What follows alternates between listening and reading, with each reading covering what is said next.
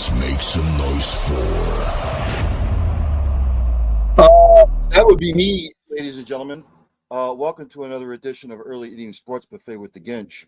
I am said Ginch, your host, Ryan Neff, here on Cole County Entertainment.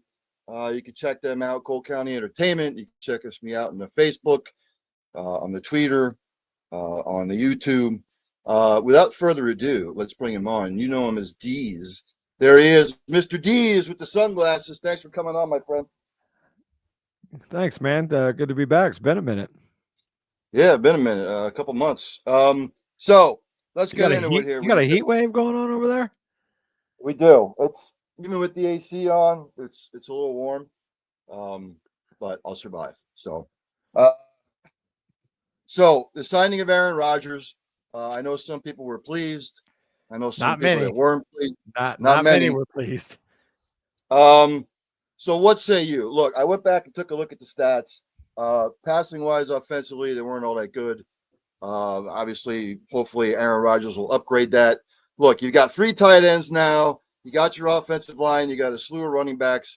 I would say that basically you want to keep Aaron under center as much as you can. You don't want him running around, because if you have him running around, he's going to get killed. Yeah, I mean, I don't think he's going to be under center so much, just because that's not really Arthur Smith's offense, but I still think it's going to be the quick strike passing and the play action. You know, most of the NFL has transitioned to that shotgun with a sidecar kind of offense anyway. I'm sure he will be under center, but just going back to the whole Aaron Rodgers thing, I mean, you and I, we talked ad nauseum, both on Steel City Renegades and us privately. I was always in favor of Aaron Rodgers as soon as it broke. My immediate want was Justin Fields. Right. But when it became apparent that wasn't going to happen and that Aaron came into the picture, I was all in. Many people were not. And it's really good to hear all of these things that are coming out of camp now about how everybody was wrong, more or less. Some of the biggest opponents of this Aaron Rodgers to Pittsburgh have been the guys that are literally in that media room every single day. I can point out one individual that's pretty popular in Pittsburgh, a guy by the name of Dan Kovacevic, DK Pittsburgh Sports, very big over there. He's been with covering the Steelers, Pirates, and Penguins for decades. But anyway, it was almost 3 or 4 times a week on his daily shot shows, talking about how he didn't want him. He's old, washed up, diva, the same thing that you've been hearing this whole time. And he is almost tripping over himself, backpedaling on that. Not really backpedaling, but basically coming out saying, I had this guy all wrong. He has been just a consummate teammate, helping out the young guys, bonding with these young receivers, helping Will Howard, who unfortunately has a broken hand. Don't know if we're going to see him in the preseason or not, but basically everything that the national media, the picture that the national media had been painting about Aaron Rodgers has turned out to be BS. The arm talent, by all reports from multiple people that are on the field with him every day that cover the team, the arm talent is still elite level, and he is going to do things in that Arthur Smith offense that we couldn't. Not just didn't, but couldn't see last year, because guys, Justin Fields is very limited in what he can do as far as reading a defense and making, Justin Fields was basically like, your drop, you read, you run. And then they transitioned to Russell Wilson, who, he had a great career for a long time, great deep ball, all that stuff. But the old things came back to haunt Russ, and the fact that he never attacks the middle of the field because he can't see the middle of the field. Right. And Russ is of the age that his legs could no longer bail him out. And we struggled at the offensive line position, no doubt. We had some injuries. Broderick Jones had a bad sophomore slump playing on the right side when he was a left tackle in college. So that was just a perfect storm of giving up a lot of sacks and not being able to take advantage of the weapons that we had. And we had, all the George Pickens drama. So this year, now that we have Aaron, And then these other new pieces, DK Metcalf is, I mean, in my opinion, way better than what we had with George Pickens. He's a more complete receiver. Yeah, he might be a little volatile, but I would rather have that kind of attitude than the childish kind of attitude that a George Pickens had. You add Jonnu Smith, who is coming off an 800-yard, like 86, I think, receptions with a bad Miami team. Yep. The offensive line's still young, and the jury is still out, but the reports coming out of it are getting better as they have played together. I don't think it could be much. It can't be worse than it was last year, and I think it's going to be way better than what Aaron had to deal with in New York. But all of that being said, I am super excited to have, a first ballot Hall of Famer as my quarterback. I'm stoked about this defense. Mm-hmm. I am so excited to see this defense. Yeah, I was going to ask about the defense because a little bit older, but still effective. Still effective. And look, you're going to have a good defense going against Baltimore, Cincinnati, not so much Cleveland, but some of the other teams that they're playing. Now, I would say, run defense, they're okay. It was on the back end they have to improve. Well, the run defense, it started out the season really well, but as the season wore on, then look what happened in Baltimore. We gave up almost 300 yards. But I think that was more of a product of the fact that the defense was on the field so much because the offense struggled so bad, especially during that brutal stretch around Christmas time that ended up being a 5-game losing streak. And people always talk, with the whole TJ Watt drama, like, well, he didn't do nothing in the last 5 games. Well, no, that's because TJ was tired because he was on the field all the time. But the back end definitely struggled a little bit, and they made that a priority. And boy, did they ever address it. Jalen Ramsey, again, by all reports coming out of camp, is that guy still. Like, he did have a down year with Miami, but all of Miami had a down year. But you pair a secondary now, you got Jalen Ramsey, who is basically going to play free safety when they're in a base defense. And then anytime they bring in nickel or dime, he's going to go to the slot or he's going to take the number 1 receiver. And then you've got TJ Watt, Alex Highsmith, Nick Herbig, and now Jack Sawyer, rookie at Ohio State, as your bookends. So the depth is there. The defensive line, Cam Hayward, 36 years old. Pay the man, please. Pay the man. But he still was an all-pro last year. Then they go out and they get a stud in Derek Harmon, who has basically taken over the job from day one. And then I'm really excited that Aya Black out of Iowa, who we got, I believe, in the 5th round, is just an absolute mountain. And he is wrecking the run game as a rookie, and he's going to figure in heavily into that rotation. So if healthy and on paper, this defense could be, I won't say historic, but it could be at least mentioned in the same breath as some of the better defenses that we've seen in the last 20 years. What do you think they're going to do with the 3 tight ends? Because I don't think, to be quite honest with you, Washington, I don't think they've used them effectively. I don't think they know what to do with them. But you got Smith, you got Washington, and you got Freiermuth. So what do you think they're going to do? This is the beauty, and you are 100% correct. Russell Wilson and before him, Kenny Pickett, no, they didn't know how to use him. But Aaron Rodgers does. And Aaron Rodgers is even comparing him to Mercedes Lewis, just a 6'7", 300-pound guy that can move, soft hands. They're throwing him fades out wide. We saw it. Even Mason used him to score that first touchdown in the first quarter. Arthur Smith is absolutely loving these 4 tight ends because Connor Hayward, while undersized, he's probably going to play more special teams and kind of an H-back role, but he can still run all the right routes, got really good hands. But what are you going to do as a defense when you've got this mountain Darnell Washington here? You got Pat Freiermuth, who can both of them can just eat up the middle.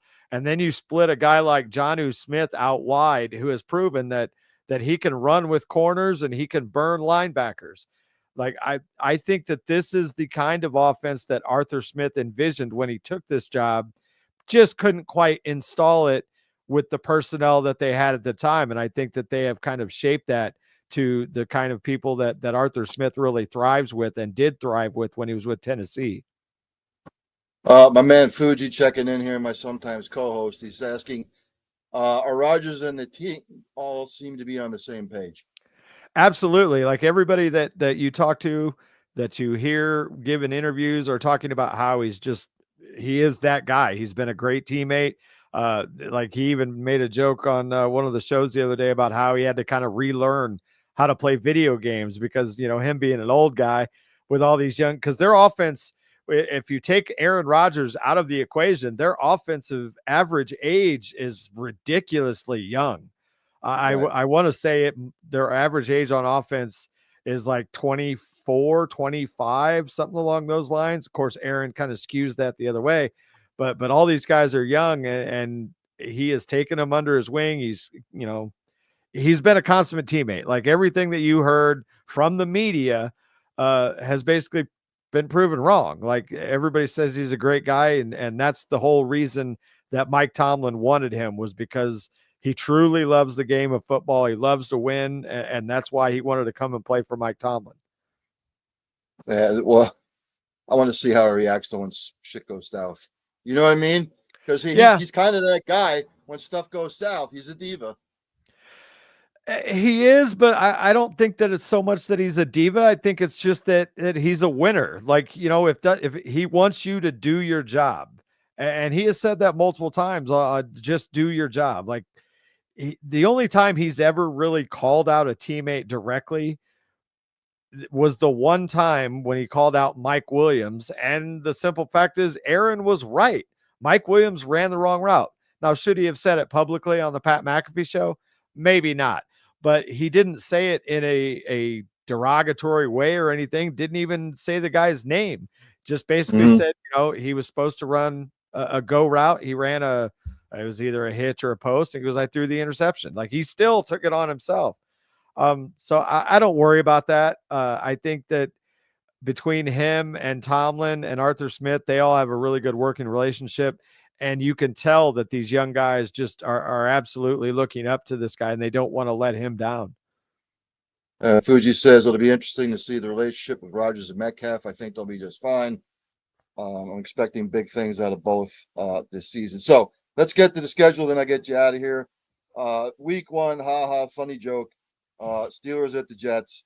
Toss up for me, to be quite honest with you. So there's that. Then they play the Seahawks. Go figure. Metcalf. But it's at home. Look, Seahawks are retooling. I see that as a win.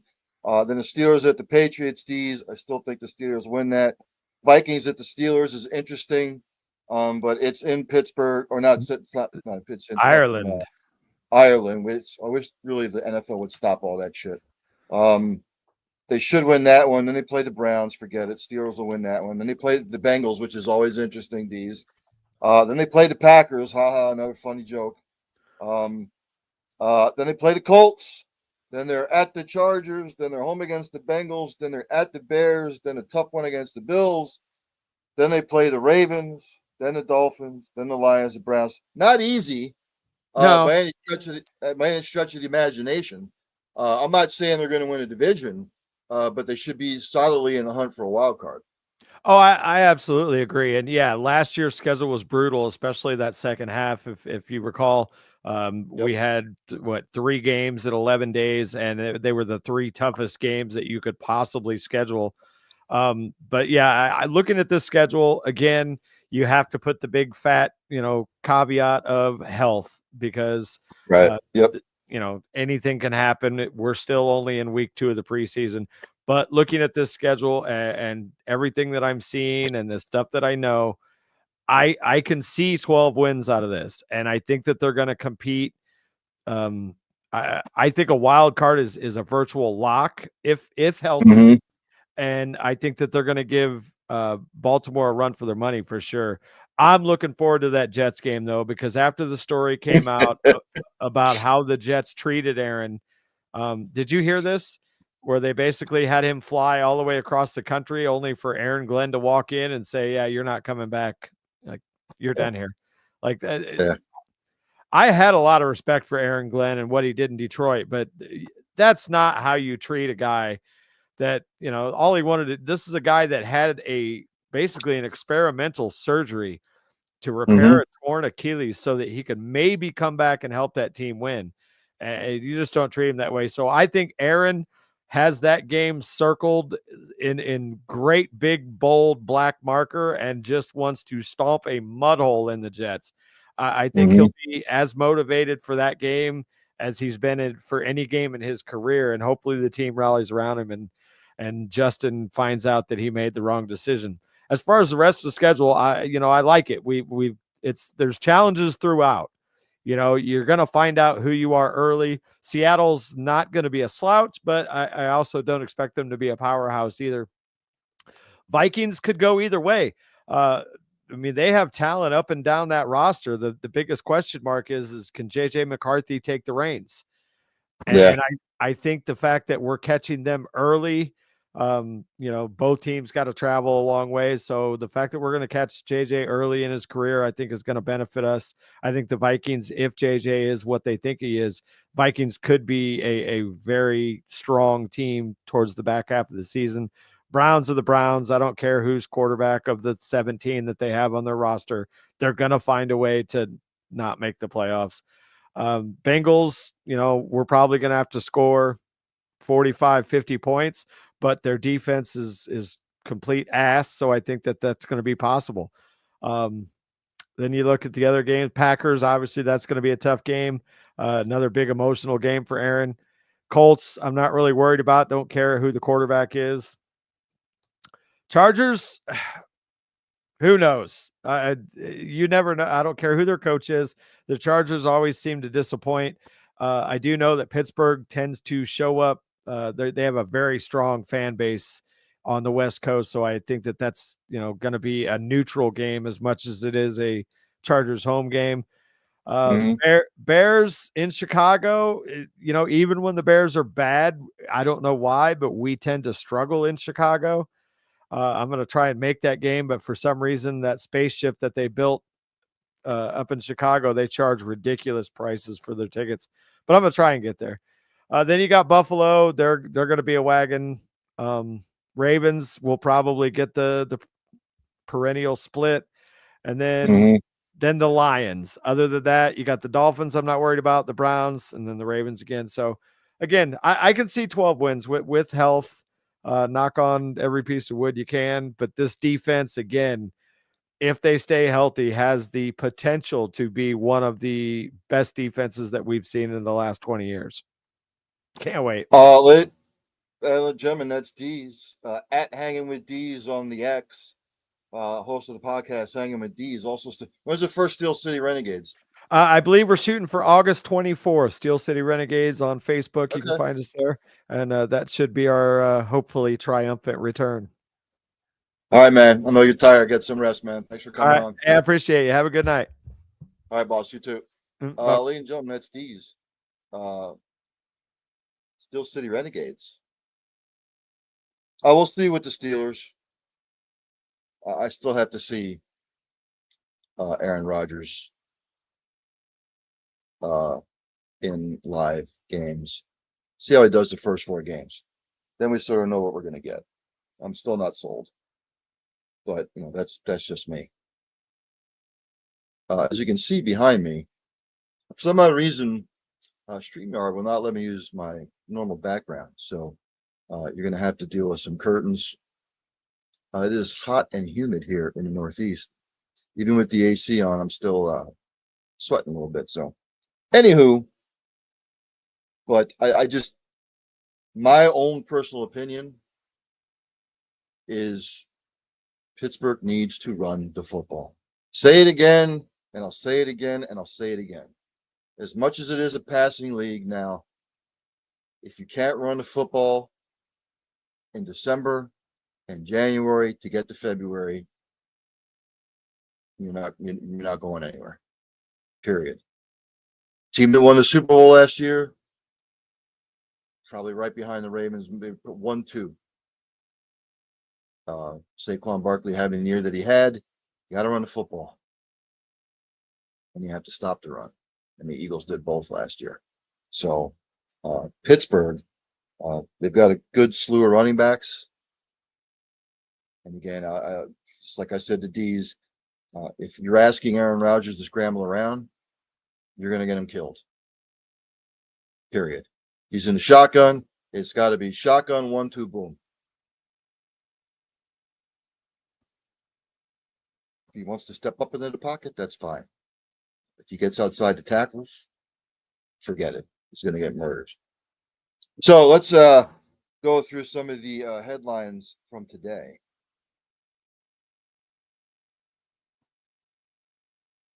The Packers are saying that Jordan Love should be ready for week 1. That's all it says. He had the surgery. Now they're saying that he should be ready for week numero uno. Isaiah Bond will not be charged. He said he's going to sign with the Browns. Again, he was accused of sexual assault, but he has been no billed and he faces no further criminal charges. The Collin County District Attorney Greg Willis said Thursday. Willis said after reviewing all the evidence presented, a Collin County grand jury returned a no bill on the sexual assault charge involving Isaiah Bond, meaning no indictment will be issued. This concludes the criminal proceedings in this matter.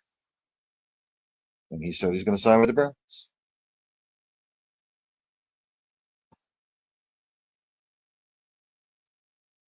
I went over the whole cup thing, or the NBA, whatever it is, the cup, the thing that they call, went over that. Some more NFL news. Matthew Stafford is set to work out with the Rams this Saturday.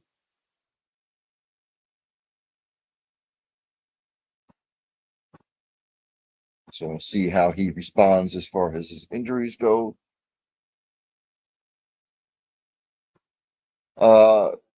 I'm sure that, I don't know if this will make Phillies fans happy or not, but the Phillies are going with a 6-man rotation when Aaron Nola returns this coming Sunday. Phillies manager Rob Thompson said today. Nola's lined up for the series final Sunday at Washington.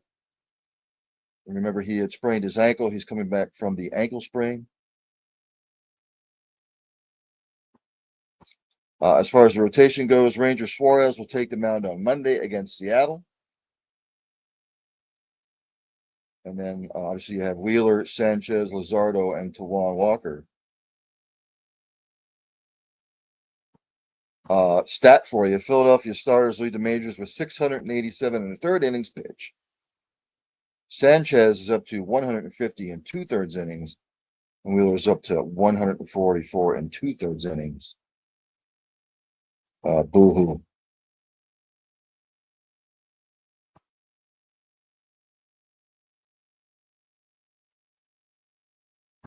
Something that just came across my ticker. Quinson Judkins will not face formal battery charge. This being reported by ESPN's Daniel Oyafusi. Prosecutors declined to pursue charges after reviewing police reports, body-worn camera videos, video surveillance photos, phone records, and a sworn statement of a woman he allegedly struck, according to a declined memorandum obtained by ESPN. So that just came across my ticker. So we'll see if he can be ready by week 1.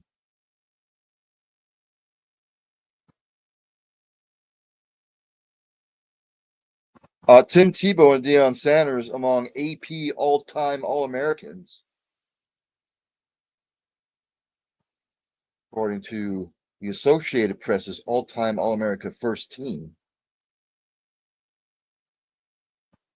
Ohio State and Pittsburgh each placed 3 players on the AP all-time All-America team announced Thursday as part of the news organization's celebration of the 100th anniversary of the storied honor for the top players in college football.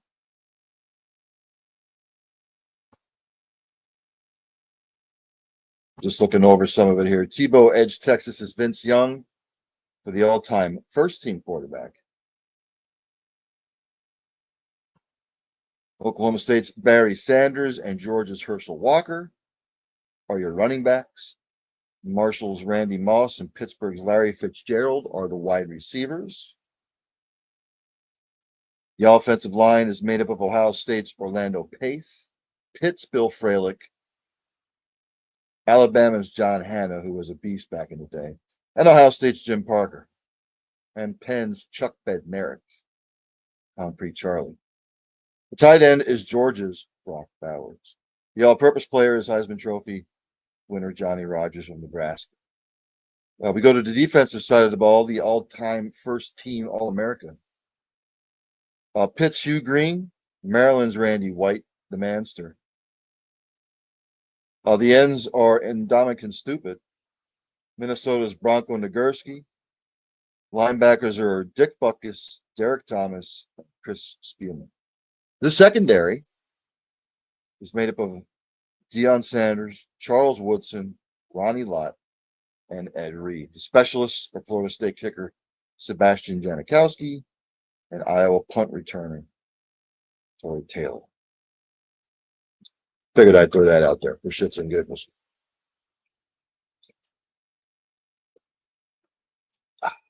Let's see what else. Let's go to Major League Baseball, shall we?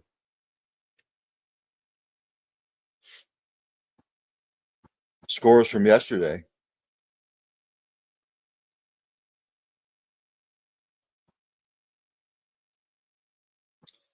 Tigers beat the White Sox 1-0. The Brewers beat the Pirates 12-5. Nationals beat the Royals 8-7.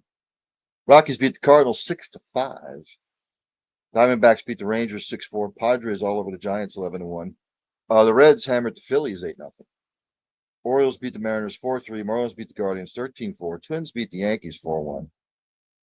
Cubs beat the Blue Jays 4-1. Braves beat the Mets 11-6. Red Sox 1, Astros 4. Astros win that one. Angels 6, Dodgers 5, Rays 8, Athletics 2. Light slate today. Bottom of the third, Marlins and the Guardians are tied 3 apiece. Bottom of the third, Phillies over the Nats 1-0. Top of the second, Braves and Mets scoreless. Later on, Tigers at the Twins, Diamondbacks at the Rockies. Earlier today, the Orioles beat the Mariners 5-3, and the Blue Jays beat the Cubs 2-1. Excuse me.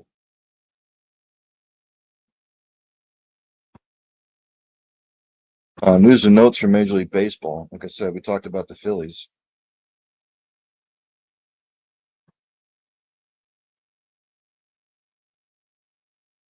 Just a crap load of people on the IL. Some of the lesser teams who are pretty much out of it. We are in the thick of the race now, my friends. Last month. More NFL news.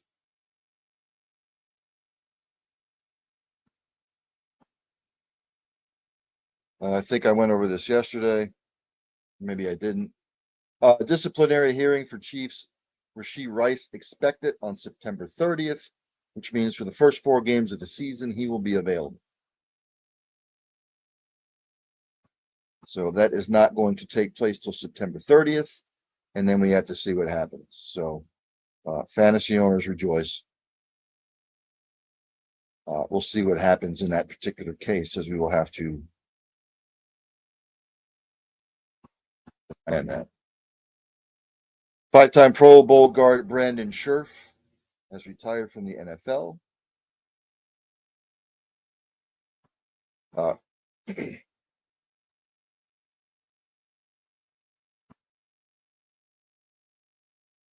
He is part of the 2025 Iowa's Hall of Fame class. Will be inducted later in the month. So, good career for him. Good offensive lineman. Hopefully he will succeed in the next chapter of his life.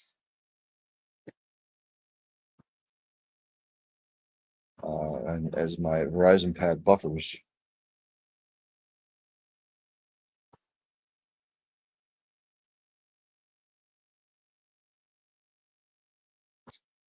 a court has agreed that Brian Flores' suit versus the NFL, 3 teams can go to trial.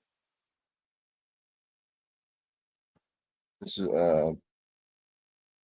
AP and ESPN. The NFL can be put on trial over civil claims that Brian Flores and other black coaches faced discrimination. The federal appeals court ruled Thursday, finding insurmountable flaws with the league arbitration process that would permit Commissioner Roger Goodell to serve as an arbitrator. Again, a lot of gobbledygook, a lot of legal stuff. You can go read it for yourself. I'm not a lawyer. I'm not a legal expert. For me to try and explain it to you, it would be like Charlie Brown's teacher trying to talk economics.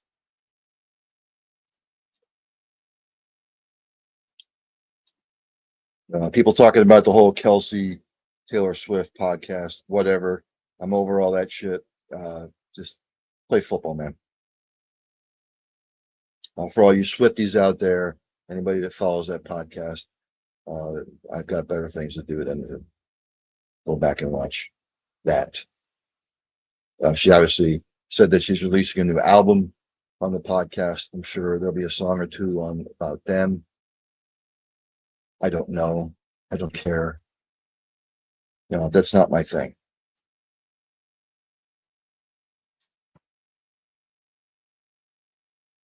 I went over the NBA news yesterday about the Blazers being purchased and the Celtics being purchased.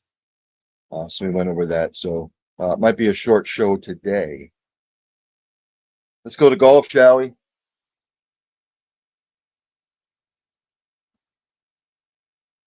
As my Verizon pad continues to buffer. I've actually got it hooked up to a charger and it's still draining the battery.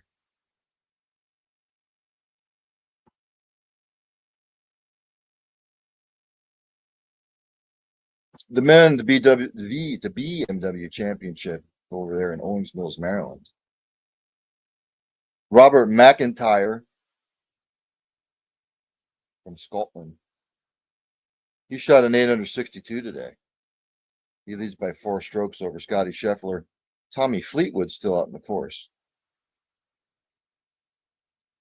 Victor Hovland, Ben Griffin, Ricky Fowler, all at 3 under. It's good to see Ricky Fowler back in the mix. Still some golfers out on the course. Still have some daylight left. LPGA out there in Portland, Oregon for the Standard Portland Classic at the Columbia Edgewater Country Club. Gurleen Kaur, Brooke Henderson, and Miranda Wang, and Sung Hyun Park, all at 7 under. Kaur, Henderson, and Wang shot 7 under 65s. Sung Hyun Park still out on the course with 3 holes to play. They're all tied for the lead. The PGA Tour champions at the Rogers Charity Classic in Calgary.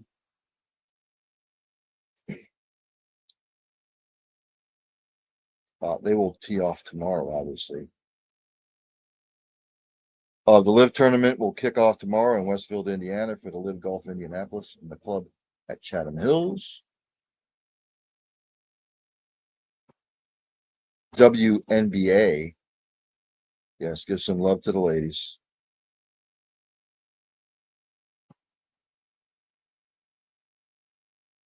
There were no games yesterday. Tomorrow, the Mystics are at the Fever, the Valkyries are at the Sky, Sparks at the Wing, the Storm at the Dream, and the Aces are at the Mercury. I went over the EPL schedule for the weekend. I'm going to make my predictions. Don't hold me to it.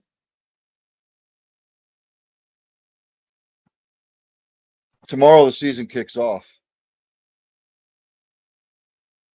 Like I said, I would love to go over more soccer stuff, divisions and whatnot, but it would take me 2 hours, literally. Liverpool is hosting Bournemouth. Liverpool, you're defending EPL champions. This has Blowout City written all over it. I'm going to go Liverpool 4, Bournemouth 1. Then we get to Saturday's games. I said we get to Saturday's games. Aston Villa hosts Newcastle. I think that'll be a defensive battle. I will say 1-1, a draw.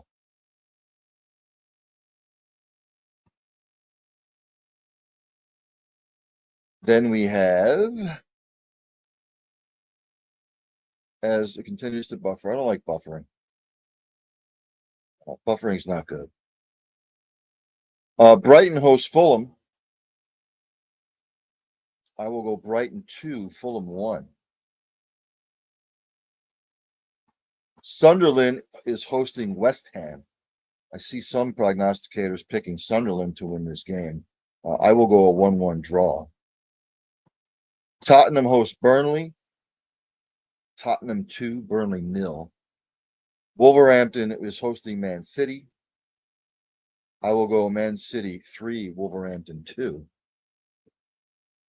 Then on Sunday's games, I said Sunday's games. Chelsea hosts Crystal Palace. I'll go Chelsea 3, Crystal Palace 1. Nottingham Forest hosts Brentford. I'll go 2-2 draw. Man United is hosting Arsenal. I will go Arsenal 2. Manchester City 1. Your NASCAR jabronis like me. They're racing over there, or down from where I am, down there in Richmond, Virginia.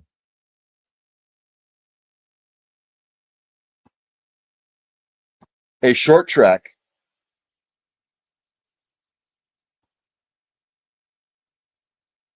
This is Denny Hamlin country down there. For some odd reason, I just think Denny Hamlin will win it. I'm just gonna throw that out there. I think Hamlin wins the race. And then after this race, they go to Daytona for the Saturday night race, which will be interesting from the standpoint of it's the final race before the playoffs start. And this is, one of those racetracks, the super speedway, that can make or break it for some teams. And I will be tuned into that one. Yes, I'll be watching college football all day on the 23rd, but I will have it up on my screen, the 4 little boxes, and I will check out that race. What else? Trying to look other news and notes that maybe just popped up that I haven't seen. Not seeing anything. Remember, next Thursday at Bailey's Bar and Grill here in Levittown, PA, I will be doing my college football 2025 preview special. Many guests lined up. It'll start at 6 p.m. Eastern Standard Time. If you're local, come on down, have a tasty beverage, a bite to eat. Across the country, across the globe, if you want to tune in and learn a lot about this upcoming season.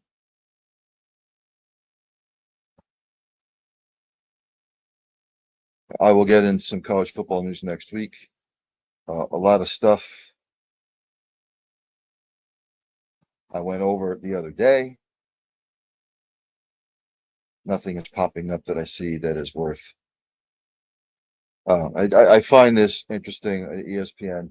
Ryan McGee from ESPN always does. He does his bottom 10 in college football from week to week, and he's come out with his preseason college football bottom 10, which I think is stupid anyway.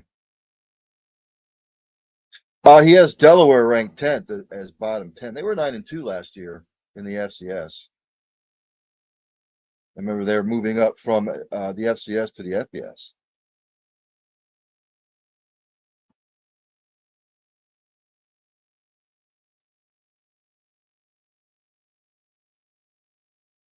He has Missouri State ranked 9th. They've moved from the FCS to the FBS. He has FIU ranked 8th. They were 4-8 last year. He has Tulsa ranked 7th. They were 3-9 last year. He has New Mexico State ranked 6th. They were 3-9 last year.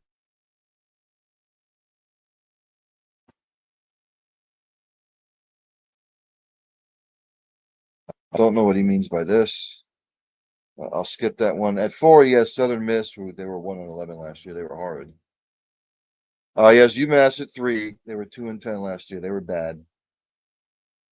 He's Kennesaw. They were 2-10 last year. And he has Kent State as his worst team in college football preseason. They were 0-12 last year, and I don't expect it to be any better this year.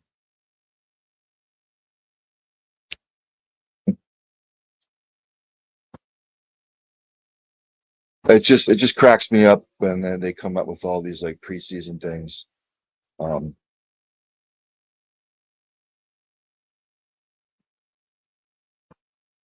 It's just food for thought or food for thought. Just looking over some other stuff here real quick before I end it.